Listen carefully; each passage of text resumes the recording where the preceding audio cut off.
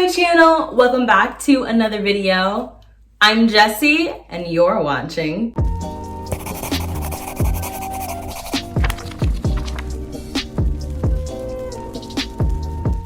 Welcome to my second installment in my 3-in-1 series. This is a series that I started very recently on my channel where I take 3 videos and I cram them into one. Sometimes I'll do reviews, discussions, unboxings, unhauls, whatever. It's pretty much just my way of trying to get y'all more content. Today's 3-in-1 video is going to be a Illumicrate unboxing, a trans booktuber shout out, as well as my July wrap up. If you've been following me on Twitter, you will likely have seen the tweet where I said that all of my 3-in-1 videos from now until the end of the year at the very least are going to feature shout outs to trans spectrum booktubers, meaning booktubers who are either trans binary or trans non-binary or both. The reason I'm doing this is because first and foremost, trans booktubers are fucking awesome and are contributing amazing things to the booktube community, but aren't getting the recognition that they deserve. However, this is my way of combating the transphobia that has been put forth by J.K. Rowling, who I absolutely do not support on this channel. Let's get started by doing the Illumicrate unboxing. The first thing I picked up in this box feels like a bookend. Okay, let me open it. It's orange and blue, which is a color combination I actually really like. And it says, if my life is going to mean anything, I have to live it myself. It is shaped like a book and I'm not sure what it is. What is this? Is it a pencil case? How do I, does it open or? What? Oh God. It opens. I don't know why I was so startled by that. On the inside it says, a kind act can sometimes be as powerful as a sword, of which I completely wholeheartedly agree. This is gonna be a really amazing little tin for me to put my journaling supplies in.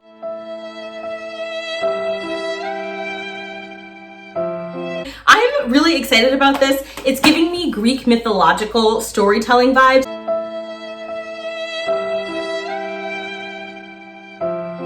So I'm wondering if the book in the box isn't rooted in Greek mythology.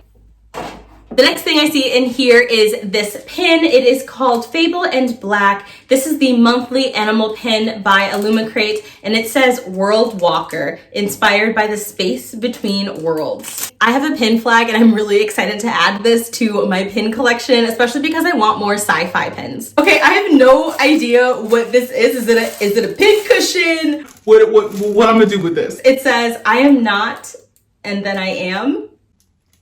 What? What the fuck is this? I'm so confused. I don't know what it is. I feel like I should know what this is. Does anybody else know what this is? Because I don't. Okay, next here I see some character art. It's printed on this kind of holographic paper. Honestly, these character costumes are freaking gorgeous. Homie in the center here looks like they're about to stab somebody in the face.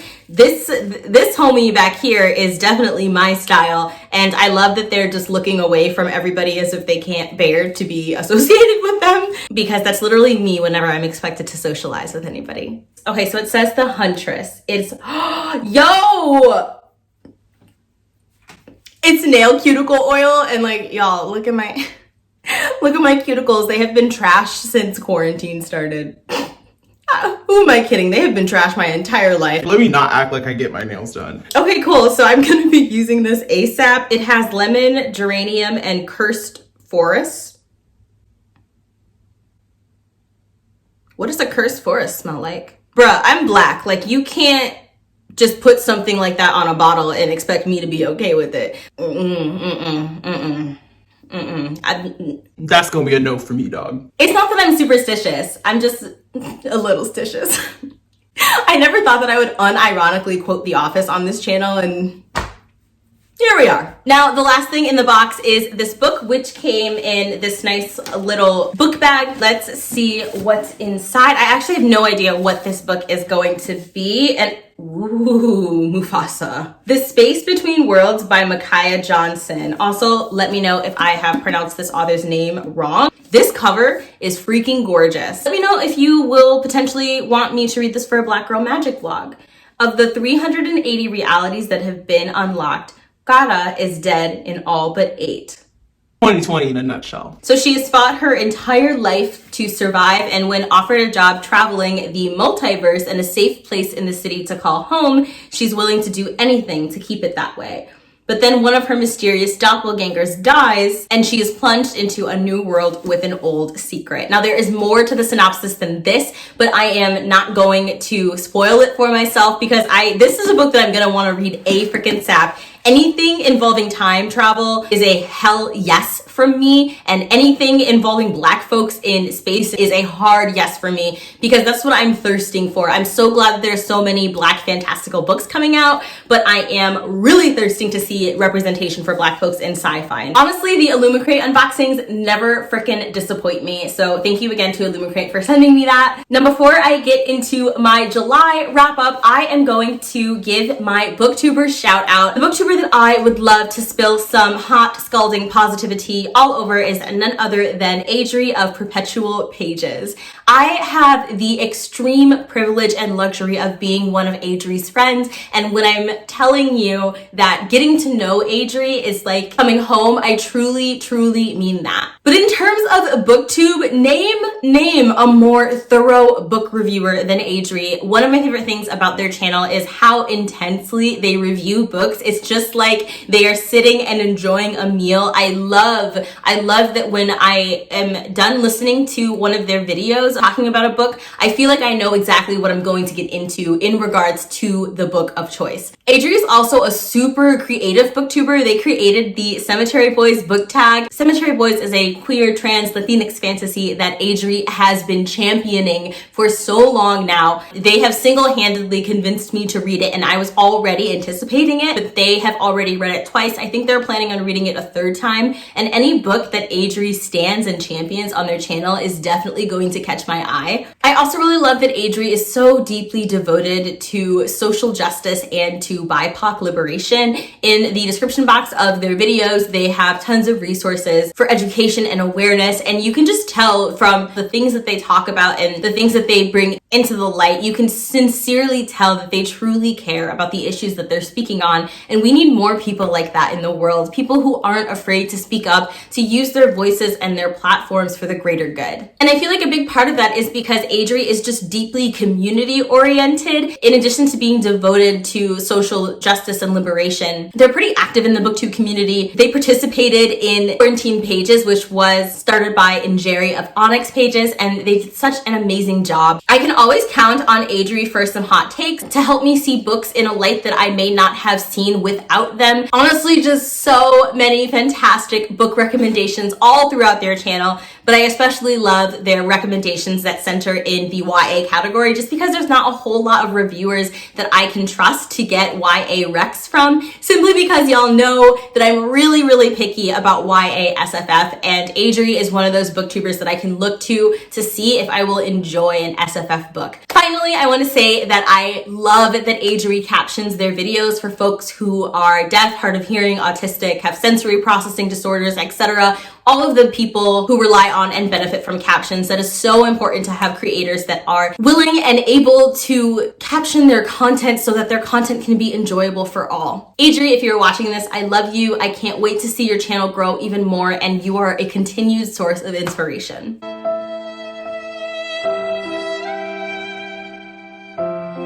Now for my July wrap up. If you are new to my channel, in all of my wrap ups, I include memes between each of the books that I talk about, just as a fun way to kind of break up the monotony of reviewing so many different books. It's a little palate cleanser. So I'm going to be putting memes after each of these books that I talk about. But before I talk about the books, I would like to give my stats for the month of July. In the month of July, I read 3 books with a total page count of 932 pages. The genres that I read were science fiction, contemporary, and gothic horror, and my average rating was 4.3 stars, which I thought was pretty good. So overall, a fairly decent reading month. I had 2 5-stars and 1 3-star, and even the 3-star book that I read, I still really enjoyed it. It was definitely a robust 3 stars. Let's just start with the 3-star book, which is I'm Not Dying With You Tonight. This was a book that was kindly gifted to me by Source Books, and I went into it not sure if I would enjoy it. I actually picked this card for my Jesse's deck of TBR prompt of read a book that you are on the fence about. I was lucky enough to do a panel discussion on this book with the authors themselves. Wait. Before I start talking about the book, I should probably tell you what it's about. I'm Not Dying With You Tonight is about two girls, Lena and Campbell, who come from different worlds. Lena is a very well-liked and popular girl at her school. She is a black fashionista and she has tons of friends, while Campbell is more introverted. She's new to the area. She keeps to herself and she comes from a financially struggling family. Now, these two girls don't particularly know or care or like one another very well, but when they are at a football game, a fight breaks out that turns into a city-wide race riot. Police show up and they are militarized, and these two girls have to band together if they would like to survive the night. Comment down below if this is something that you do or do not enjoy. One of my favorite reading tropes is when a book takes place in the span of an entire day. It means that the book is really fast-paced. The authors have to work incredibly hard in order to create a story that takes place in the span of 24 hours or less. And I just find that really challenging and enjoyable and something that I don't see very often. So I was excited about that trope in this book. I thought that both of the characters had really distinct voices. Each of them had their own struggles, their own characterizations. Even though it took place in the span of honestly just a few hours, I still felt like there was a decent amount of development in the book, and there was definitely a ton of freaking action. Those were all strong points for me personally in the book. I didn't love it because the writing just wasn't as descriptive as... What are you doing? What are you doing? Huh? What you doing? What you doing, pup?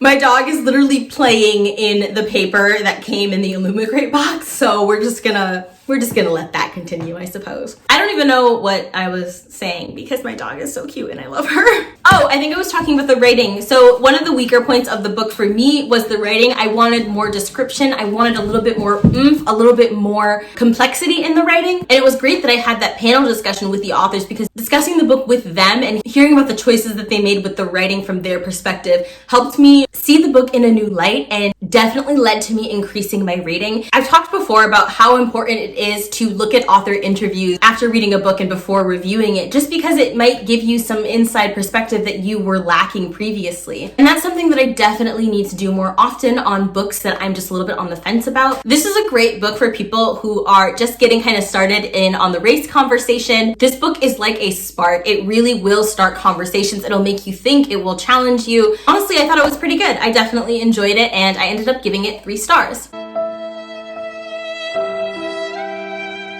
Now for the 5-star books. In the month of July, I read Unkindness of Ghosts by River Solomon. This was a pick for the non-binary book club that I run over on Instagram. It was blurred by both Victor Laval and Tanana Reeve Dew, 2 of my favorite freaking authors, and it did not disappoint me. Aster is an intersex individual who lives on the low-deck slums of the SS Matilda, which is basically an antebellum slave ship. For generations, the HSS Matilda has been crawling through space in search of the mythical promised land. But during this arduous journey, the ship's leaders have taken every possible opportunity to oppress the darker-skinned individuals on the ship, creating horrible caste systems and unlivable conditions.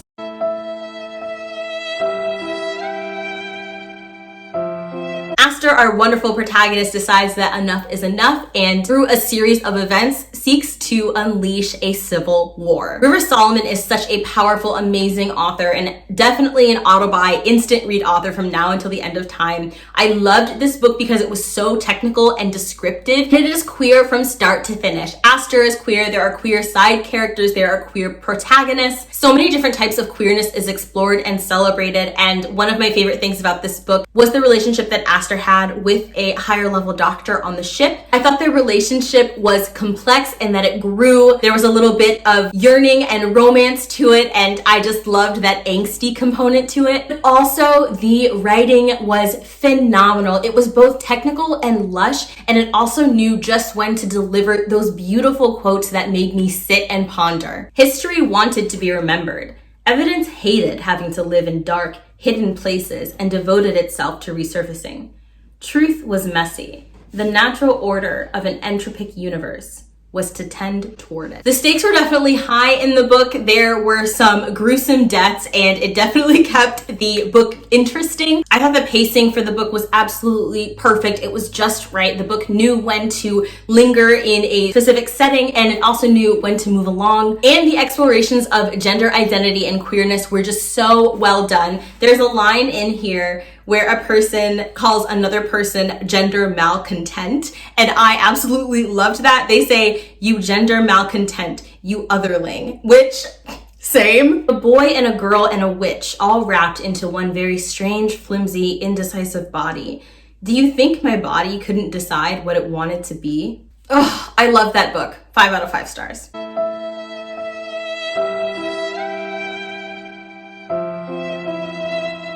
And the last book that I read is a little bit of a controversial read, and that is Katherine House. My Jesse's deck of TBR cards picked this book out for me, asked me to do a buddy read, and so I did a buddy read of this book with a group over on Instagram. This is a book that is deeply polarizing because you either truly love it or you hate it, and most of the reviews that I've seen are from people who hated it. This is a debut book about a highly secretive university called Katherine House. Katherine House only selects the best of the best from across the world, and those who are lucky enough to be graduates of Katherine House go on to take up powerful positions in leadership, science, technology. Essentially, wherever they go, they succeed. The caveat to attending Katherine House is that for 3 years, you are allowed absolutely no contact with the outside world. No friends, no family, no leaving campus, no television, no cell phone, none of that. Bruh, I would die.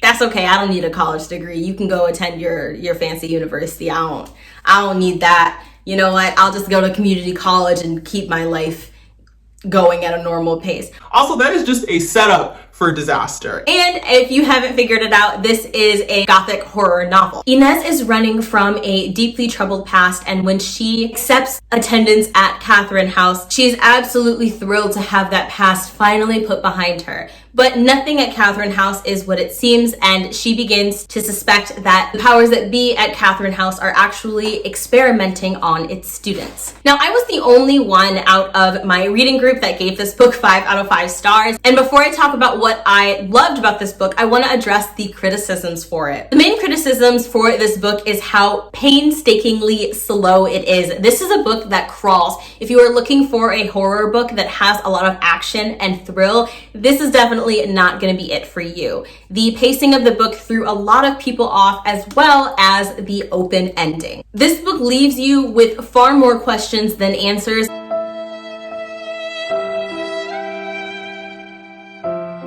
A lot of the people who have read it absolutely hated that. And I actually think that all of those things worked to the story's benefit. I'm a really big fan of gothic horror. I don't read it very often anymore, but a big hallmark of gothic horror is leaving things open-ended, is leaving the reader with this creeping sense of suspicion that sits and sinks itself into your bones, as opposed to having heart-pounding action. Gothic fiction is slow and measured. It's not something that jumps out at you, but it's rather that shadow in the night that you see at the foot of your bed, and you have to wonder the entire night if it's real or not. That's what I love about gothic horror. I liked that the pacing was slow because it allowed me to really sit with the story, and the entire time the writing is kind of weaving this atmosphere of a creepy, disturbing, unsettling home. You can't quite put your finger on what's wrong, but you know that something is wrong. This book did an amazing job of conveying that message to the reader. The open ending didn't bother me at all because I think that's also a hallmark of gothic fiction. In gothic horror, you are rarely given answers. You're rarely given resolution. And because I'm a big fan of the genre, I actually really enjoyed that. Another thing that I loved is how diverse the cast is. This is a book written by a Black woman, and essentially the entire cast are people of color, and their relationships to each other are explored at length throughout the novel. While the writing bored a lot of people to tears, I thought that it balanced being lush and descriptive and being hands-off so freaking well. So vivid. I could literally taste this story. I absolutely loved it. I would say that this is far more of a character study than a a plot-driven story. I cannot wait to see what Elizabeth Thomas comes up with next. I loved this book, and if you liked this book or didn't like it, I would love to know why in the comment section down below. And that is gonna do it for this video. If you managed to hang on until the end, comment down below with the word jumble, just because this series is a jumble of videos put together. If you liked this video, please give it a big thumbs up and subscribe to my channel. I would absolutely love it if you became a part of my bookish family. All of my social media links will be in the description box below. Until next time, stay safe, wear your mask, and I can't wait to see you in my next video.